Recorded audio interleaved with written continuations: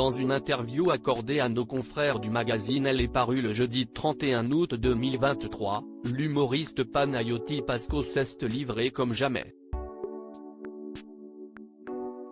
L'occasion pour lui d'aborder des sujets très sérieux comme son homosexualité et sa dépression.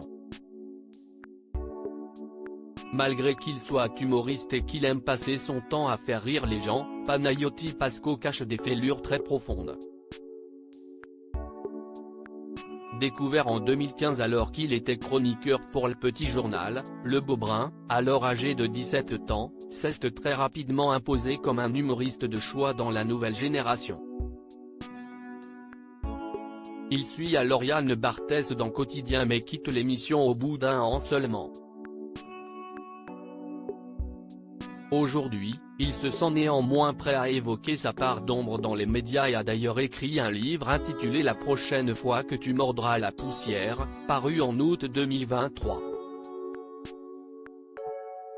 Pour le magazine Elle, sorti ce jeudi 31 août 2023, il a fait quelques confidences poignantes. Dans ce livre, Panayoti Pasco révèle son homosexualité au grand jour. Un coming out dont il a voulu parler plus en détail auprès de nos confrères de Elle.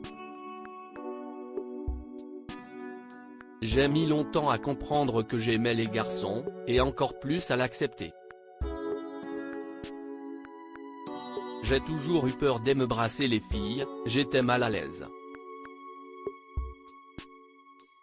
Et à force de penser que je n'avais pas trouvé la bonne fille, j'ai fini par suivre les conseils d'une amie et d'essayer les garçons, a-t-il expliqué avant d'évoquer sa toute première expérience qui s'est malheureusement révélée désastreuse. Cela s'est très mal passé, ce qui m'a conforté dans l'idée que je n'étais pas homosexuel. Et rassuré. Finalement, Panayoti Pasco découvre qu'il n'était, là encore, pas tombé sur la bonne personne. Et puis, un an plus tard, l'amour est arrivé et c'était un garçon. Je pense que l'on découvre vraiment les choses à travers le cœur et non le sexe. Avec lui, j'ai eu pour la première fois la sensation d'entrer vraiment en contact avec quelqu'un, a-t-il ensuite confié. Malgré tout, cette relation ne parvient pas à le sauver d'une dépression latente, lancinante qu'il couvre depuis très jeune.